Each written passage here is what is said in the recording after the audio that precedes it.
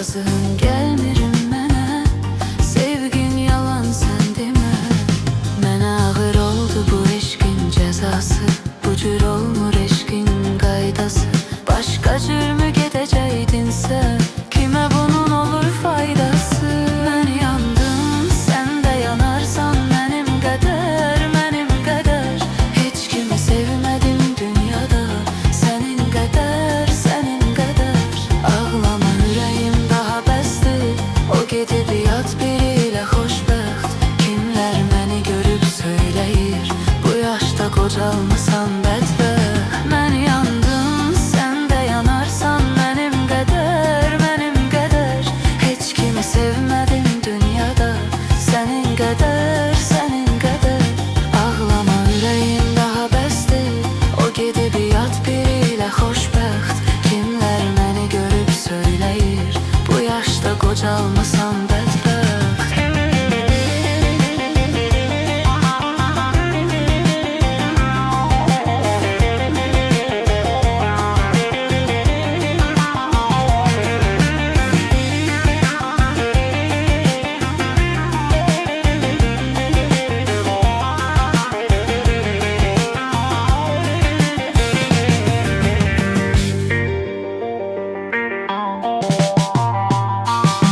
Mən yandım, sən də yanarsan mənim qədər, mənim qədər.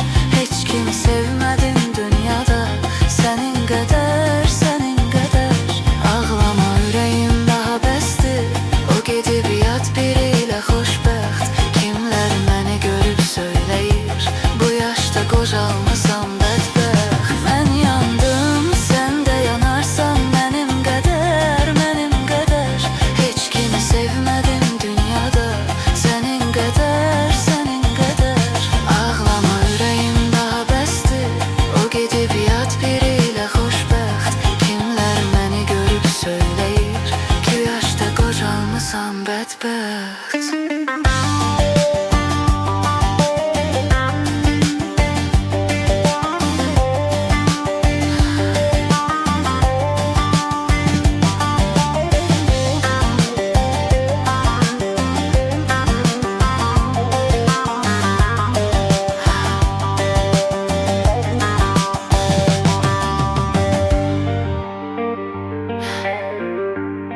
Bir də ki,